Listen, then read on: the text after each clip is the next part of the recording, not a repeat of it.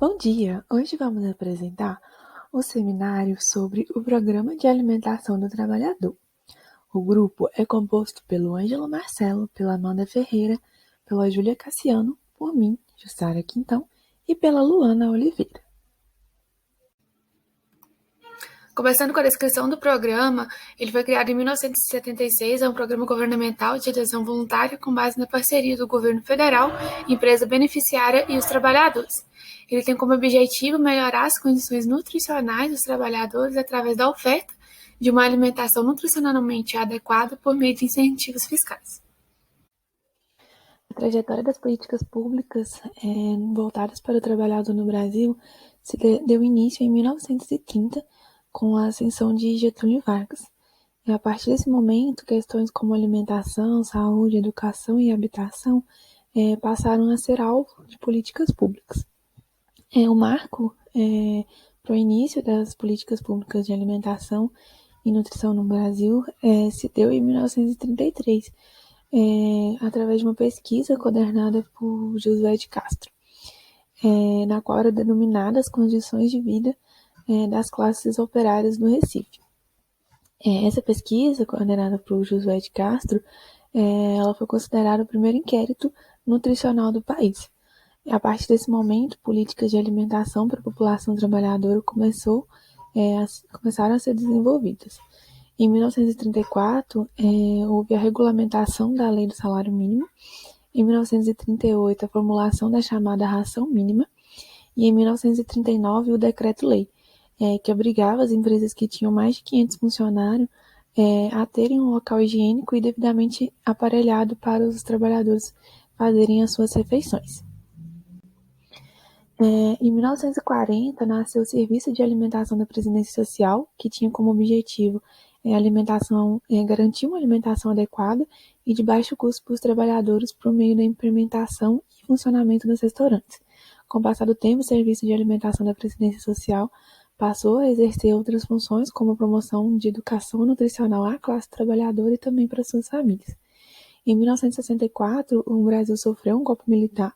Com isso, teve a volta da ditadura, onde os gastos federais em saúde pública e políticas sociais decresceram, né? Então não houve investimento para essas políticas. Além disso, também não houve desenvolvimento de novas políticas de alimentação e nutrição. Então, após um grande período de uma crise, né, econômica e com crescente aumento da desigualdade social e no desemprego, o governo militar ele decidiu voltar com as políticas públicas de alimentação. Então criou, né, o Instituto de Nutrição e Alimentação, o INAM, que foi responsável por promover o Programa Nacional de Alimentação e Nutrição, o PRONAM. E como parte do PRONAM 2, nasceu, né, o Programa de Alimentação do Trabalhador, que estamos estudando aqui hoje. Ele foi instituído pela Lei número 6.321, de 14 de abril de 1976. Para o conhecimento de vocês, trouxemos os principais marcos legais do Programa de Alimentação do Trabalhador. Em 1989, a portaria número 3.282, de 27 de setembro de 1989, trouxe a criação da Comissão Especial do Programa de Alimentação do Trabalhador para agilizar o cadastro de empresas beneficiárias. Em 1991, o Decreto número 5, de 14 de janeiro de 1991, regulamenta o Programa de Alimentação do Trabalhador, revogando as diferentes portarias existentes até o momento. Em 1997, a Portaria Interministerial número 1, de 28 de janeiro de 1997, institui a Comissão Tripartite para acompanhar a execução do Programa de Alimentação do Trabalhador. Em 1999, a Portaria Interministerial número 5, de 30 de novembro de 1999, permite a redução ou o acréscimo de 200 calorias no valor mínimo da refeição no valor mínimo de referência para as refeições principais. Em 2002, a Portaria número 3, de 1º de março de 2002, atualiza as instruções para a execução do Programa de Alimentação do Trabalhador e sua fiscalização, definindo penalidades. Em 2004, portaria número 101, de 12 de novembro de 2004, divulga o relatório de avaliação do Programa de Alimentação do Trabalhador. Em 2005, a portaria interministerial número 6, de 13 de maio de 2005, dispõe sobre o funcionamento da comissão tripartite e altera sua composição. Em 2006, a portaria interministerial número 66, de 25 de agosto de 2006, altera os parâmetros nutricionais do Programa de Alimentação do Trabalhador. Em 2017, a Instrução Normativa número 135, de 31 de agosto de 2017, atualiza os procedimentos para divulgação e fiscalização do cumprimento da legislação. Então, recapitulando o que foi dito até o momento, o Programa de Alimentação do Trabalhador, ele tem como objetivo buscar fornecer uma alimentação adequada aos trabalhadores por meio da concessão de incentivos fiscais. Então, as empresas que optarem por aderirem ao programa, elas podem, em vez de repassar, né, determinada quantia para o governo em forma de impostos, usar esse dinheiro para poder investir, né, numa melhor alimentação para os trabalhadores, né, uma alimentação de qualidade, fornecer um espaço seguro para eles poderem fazer suas alimentação, investir nos restaurantes, em funcionários para poder fazer esse preparo. E eles têm, né, como prioridade, né, o programa aderir, né, os trabalhadores que têm a baixa renda. Então, o programa é direcionado, né, para esses trabalhadores de baixa renda, que, segundo o programa, são trabalhadores que recebem até 5 salários mínimos. As empresas que optam por aderirem ao programa, né, eles observam uma redução nos acidentes de trabalho, né, porque os trabalhadores eles vão estar melhor alimentados, né, então eles conseguem ter um melhor aporte calórico, também, não só de calorias, mas também de nutrientes, de vitaminas, então eles ficam mais dispostos para conseguir trabalhar. Então, eles observaram essa redução nos acidentes de trabalho e também um aumento na produtividade, né? Então, as empresas, elas visam não só, né, melhorar a qualidade nutricional dos seus trabalhadores, mas também um aumento da produtividade. Então, agora eu vou explicar um pouquinho como que é feita a implementação e a operacionalização do PAT. O Programa de Alimentação do Trabalhador ele é estruturado na parceria entre governo, empresa e trabalhador, que a gente chama de comissão tripartite, tendo como unidade gestora o Departamento de Segurança e Saúde no Trabalho da Secretaria de Inspeção do Trabalho. Então, o governo ele tem essa função, né, de normatizar, elaborar normas e fiscalizar a atuação do nutricionista e da empresa que se vincula ao PAT. As empresas, a adesão dessas empresas é facultativa e ela é formalizada com a inscrição junto ao Ministério do Trabalho. É importante ressaltar que o Programa de Alimentação do Trabalhador também foi pensado para beneficiar os empregadores. Então, como a gente sabe, nem tudo no nosso país é feito pensando apenas na sociedade, na população, mas também muitas vezes é pensado nas empresas, nos empregadores, né?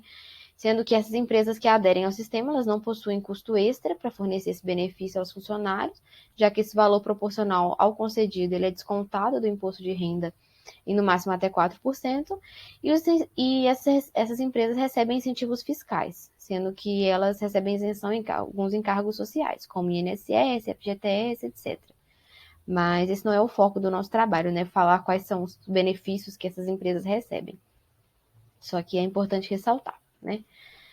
Então, para aderir ao PAT, as empresas e todas as categorias vinculadas ao PAT, elas efetuam esse registro, preenchendo esse formulário aí, eu coloquei a imagem, via internet, conforme as seguintes formas de operacionalização. A gente tem como as categorias, né? As empresas beneficiárias, que são as pessoas jurídicas ou a pessoa física que concede os benefícios aos trabalhadores. O nutricionista, que ele é o responsável técnico do PAT, legalmente habilitado em nutrição, e que tem por compromisso a correta execução das atividades nutricionais do programa, visando a promoção da alimentação saudável ao trabalhador. Vou explicar mais na frente a importância do nutricionista nesse programa. E aí, dependendo de como esse benefício ele é concedido, que eu também vou explicar mais na frente, a gente também tem a prestadora de serviço de alimentação coletiva e a fornecedora de alimentação coletiva. Essa prestadora de serviço de alimentação coletiva é a empresa que administra o sistema de documentos de legitimação, quando isso é feito por via de tickets, vales, cupons, cheques, meios eletrônicos de pagamento, para compra de alimentos em restaurantes, né, quando isso é feito por refeição convênio, que a gente chama, ou vale-refeição, ou de supermercados, né, que é o vale alimentação ou vale convênio. E a gente tem também a fornecedora de alimentações coletivas, que é as empresas que administram o fornecimento dos alimentos dos trabalhadores, quando isso é feito por via de refeição pronta ou a cesta básica, né, cesta de alimentos. Depois dessa etapa, é necessário escolher uma das modalidades do programa de benefícios, ou seja, a forma como o seu negócio vai fornecer o crédito de alimentação para os colaboradores. Então, a empresa que escolheu aderir ao PAT, ela escolhe como esse benefício vai ser concedido. E essa empresa ela pode fazer tanto a autogestão dos benefícios aos funcionários ou terceirizar a administração e distribuição dos créditos, como eu expliquei agora, quando essas empresas são contratadas para poder fornecer esse benefício. E a empresa terceirizada, ela também precisa ser cadastrada no programa. Então, aqui eu fiz um esqueminha explicando, né, que os serviços de alimentação eles podem ser feitos por autogestão. Então, a própria empresa que aderiu ao PAT, ela se encarrega, com o auxílio do nutricionista, de fornecer esse benefício. Então, por exemplo, a empresa pode ter um restaurante com autogestão própria dentro da sua empresa e que fornece essa alimentação para os seus funcionários, por exemplo. E aí, ela pode fazer também a opção de terceirizar. E aí, essas empresas escolhidas, né, elas podem, escolhidas pela empresa, elas podem fazer a refeição transportada, por exemplo, quando essas marmitas, elas podem ser entregues aos funcionários dentro da empresa, pode ser feita por refeição convênio, alimentação convênio, né, esses tickets de alimentação, ticket de refeição que a gente conhece. Ou então também elas podem contratar empresas que fornecem cestas básicas aos seus funcionários. Então, tem várias formas de que a empresa pode terceirizar, e aí essas outras empresas fornecem esses benefícios aos funcionários da empresa principal. E aí, é permitida também a adoção de uma mesma modalidade, podendo tanto o mesmo trabalhador receber 2 ou mais benefícios de tipos diferentes, como um trabalhador receber benefícios de um tipo e outro trabalhador de tipo diverso. Só que quando isso é feito, a empresa precisa dar uma justificativa plausível, né, para estar fazendo isso, a fim de evitar as práticas discriminatórias, que aí já se enquadra em infração, né? O valor total dos benefícios concedidos aos trabalhadores de baixa renda não deve jamais ser inferior aos concedidos ao de renda mais elevada. Então, como a gente sabe, o PAT ele foi feito para beneficiar, para auxiliar os funcionários que recebem até 5 salários mínimos, mas a empresa ela também pode optar por estender esse benefício, né? Então, os funcionários que recebem mais de 5 salários mínimos também podem receber o benefício, só que esses benefícios eles não podem ser maiores aos dos funcionários que recebem até 5 salários mínimos, que aí é o grupo que o PAT foi criado com a intenção de auxiliar. Então, considerando o padrão epidemiológico do brasileiro e o perfil nutricional da população, como a gente tem mais de 50% da população com sobrepeso e obesidade, em 2006, o PAT recebeu essa revisão, ele teve essa revisão que alterou os parâmetros nutricionais do programa. E aí a gente tem algumas coisas que foram alteradas, né? As refeições principais, que são almoço, jantar e a ceia, elas devem conter de 600 a 800 calorias, sendo permitido um acréscimo de 20% em relação ao valor energético total, que aí corresponderia a 400 calorias, considerando um VET de 2.000 calorias, que é o padronizado pela legislação, e deverão corresponder à faixa de 30% a 40% do valor energético total diário. E aí, no caso, esse acréscimo aí de 20%, ele depende do padrão alimentar do funcionário. E por isso é tão importante que haja um nutricionista para supervisionar como essas refeições elas estão sendo entregues, né? Porque dependendo de como esse funcionário se alimenta, por exemplo, fora da empresa, esse acréscimo ele deve ou não ser feito. Porque se o funcionário já já consegue atingir as suas necessidades de alimentação, considerando esse valor energético total de 2.000 calorias, esse valor energético total, ele poderia, esse acréscimo poderia ultrapassar e aí agravar, né, essa questão do padrão epidemiológico que eu falei, de sobrepeso e obesidade que a população vem tendo nos dias atuais. As refeições menores, o de jejum e o lanche, elas devem conter de 300 a 400 calorias, podendo também ter um acréscimo de 20% do valor energético total, e devem corresponder de 15% a 20% do valor energético total diário. E isso também a depender do padrão alimentar do funcionário específico daquela empresa, que também ficaria em cargo do nutricionista. A portaria também veio com uma redução do valor de sódio e percentual e alteração, né, reformulação desse percentual proteico calórico das refeições, que agora é de 6 a 10%. E aí a gente tem aqui os valores diários, que são padronizados, né, para a população, considerando o padrão de 2.000 calorias para toda a população.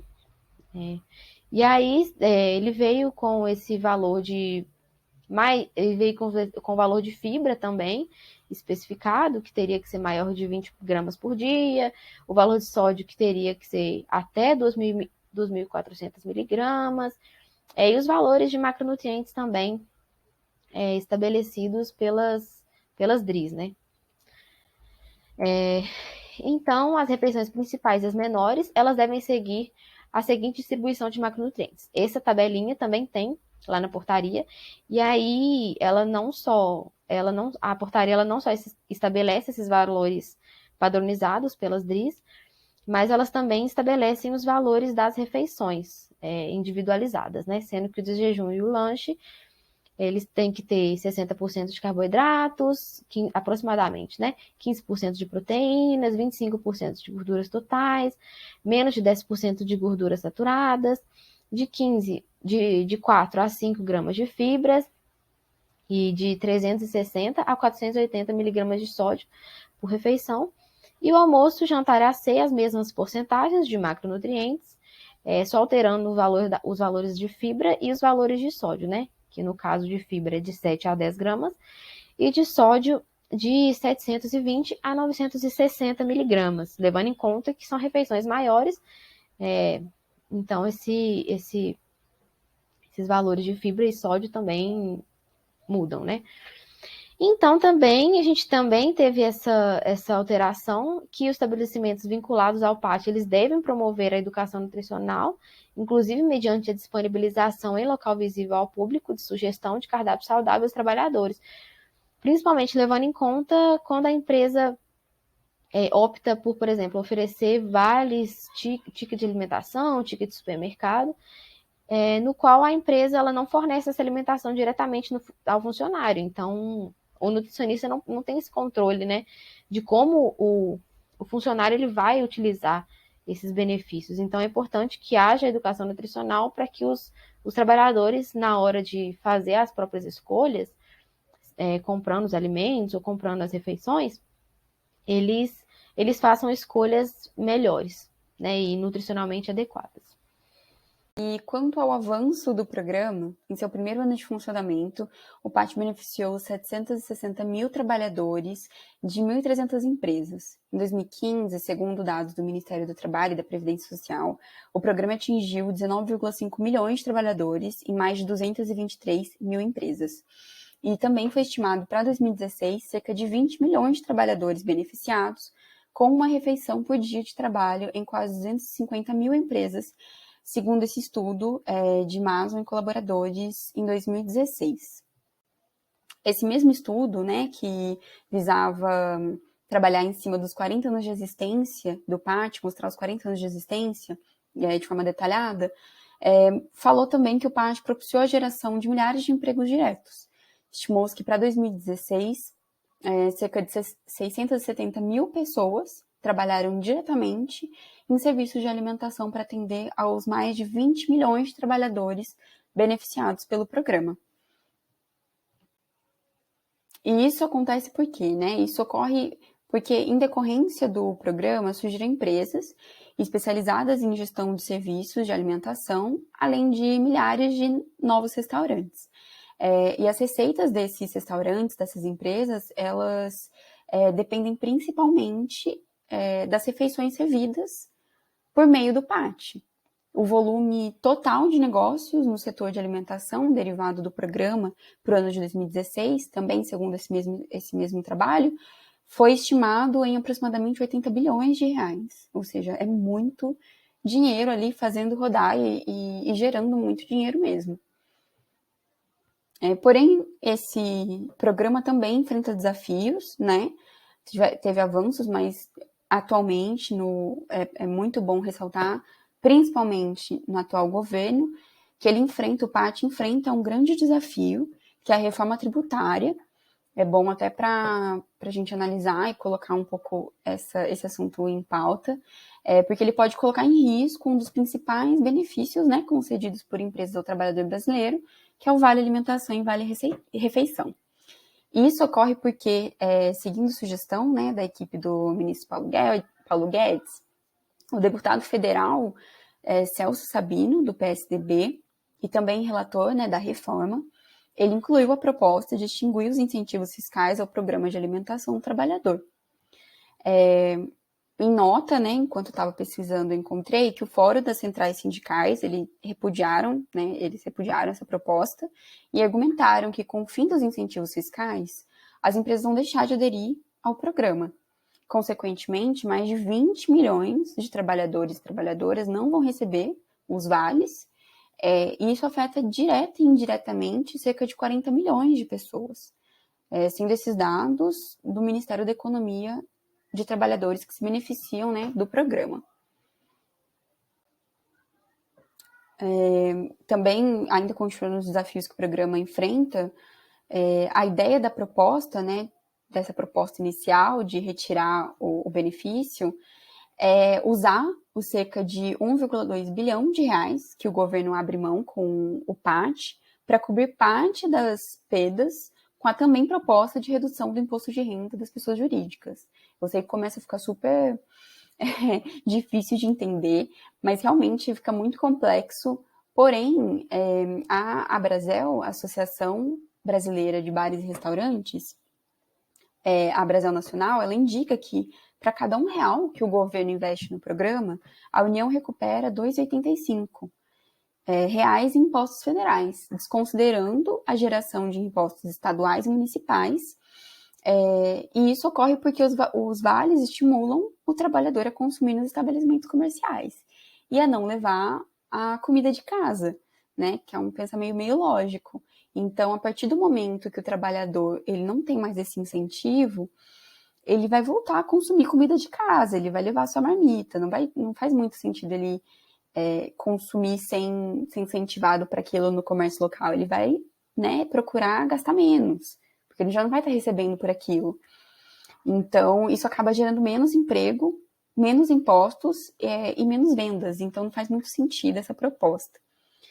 E segundo a Associação Brasileira de Benefícios ao Trabalhador, a ABBT, uma empresa no setor de bares e restaurantes é criada a cada 100 trabalhadores que recebem o Vale Refeição.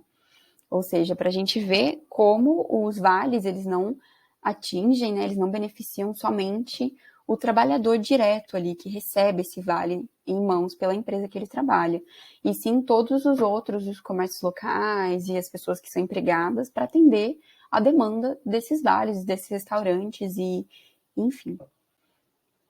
Eu trouxe também para a gente refletir um pouco que o fim do PAT, ele acarretará em mais desemprego e aumento das mazelas sociais, que é um contrassenso, né? Porque, ainda mais agora, na pandemia, que o governo federal destaca a necessidade do auxílio emergencial durante a pandemia, mas retira um direito fundamental do trabalhador, não faz muito sentido. Então, fica aí a necessidade de refletir sobre isso e acompanhar.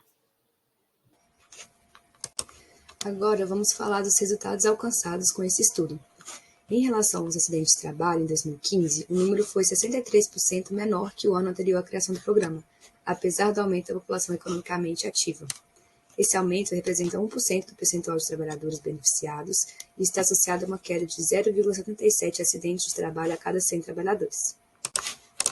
Entretanto, temos que considerar que muitos fatores evoluíram positivamente e estão associados à redução desses acidentes de trabalho, como regulamentações, legislações sobre segurança e saúde do trabalho, automatização, crescimento de empregos em setores de atividade econômica que envolvem menor risco ocupacional, mas a contribuição do acesso à alimentação não deve ser subestimada.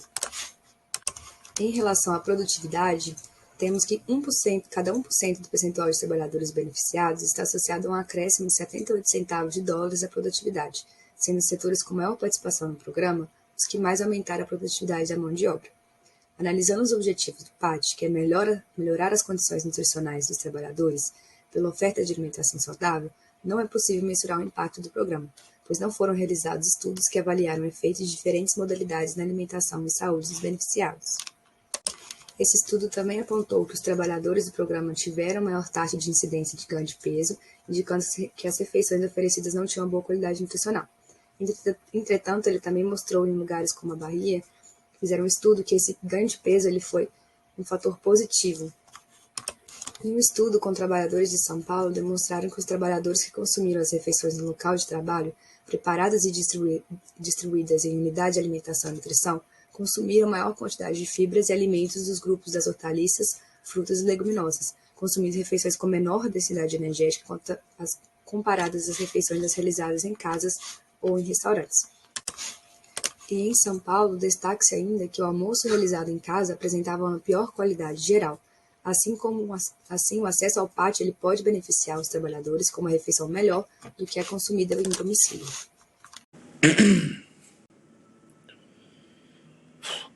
Bom dia, gente. Sobre o cenário atual no Brasil, de acordo com a continuação na apresentação da Júlia, o programa ele reviu o fim do Vale Alimentação e do Vale Refeição, visto que poderia acarretar, além do prejuízo na alimentação dos funcionários, o prejuízo na economia dos restaurantes e estabelecimentos alimentares que os recebiam. O deputado Celso Sabino e o Ministério da Economia, após sofrer pressão de entidades trabalhistas, recuaram a ideia do fim dos benefícios de vales dos trabalhadores e decidiram manter os incentivos fiscais às empresas que pagam vale alimentação e vale refeição aos seus empregados, de forma a incentivar essa promoção dos vales, visto que a ideia do corte poderia levar à piora da alimentação dos funcionários. Segundo especialistas, a medida a ser adotada do corte dos vales poderia causar um efeito cascata na economia, já que restaurantes e estabelecimentos alimentares seriam diretamente afetados pela diminuição da oferta de vale-refeição e de vale-alimentação. De acordo com a Associação Brasileira das Empresas de Benefícios ao Trabalhador, há cerca de 22,3 milhões de trabalhadores beneficiados pelo Programa de Alimentação do Trabalhador no Brasil. Por lei, as empresas elas não são obrigadas a pagar o vale-alimentação e vale-refeição, como ocorre, por exemplo, como o 13º, hora extra e férias. O pagamento é definido em convenções coletivas mediadas por sindicatos. O fim do incentivo às empresas poderia ainda piorar as condições de trabalho, especialmente no caso dos empregados de baixa renda. A preservação do programa de alimentação do trabalhador, em sua totalidade, é uma vitória para os trabalhadores e para a economia brasileira, segundo a Laura Aguirre, presidente do Conselho da ABBT, o qual afirma que o benefício socioeconômico alimentar ele seguirá ainda mais fortalecido com essa importante decisão consciente do relator juntamente com o governo federal. E para concluirmos, de acordo com o artigo 25 da Declaração Universal dos Direitos Humanos de 1948, a segurança alimentar é um direito humano. No entanto, a realidade atual no país está longe do cumprimento dessas garantias.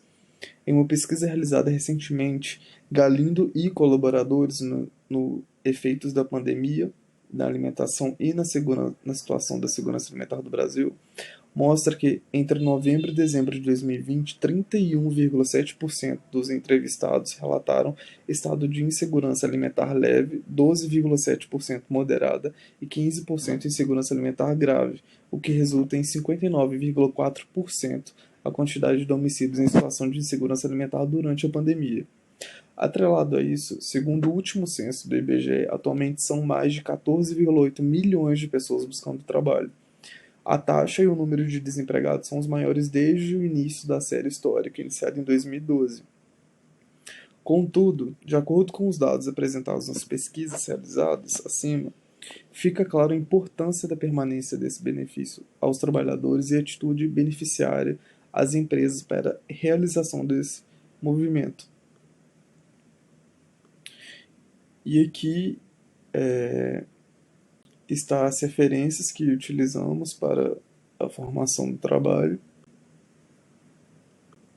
E muito obrigado.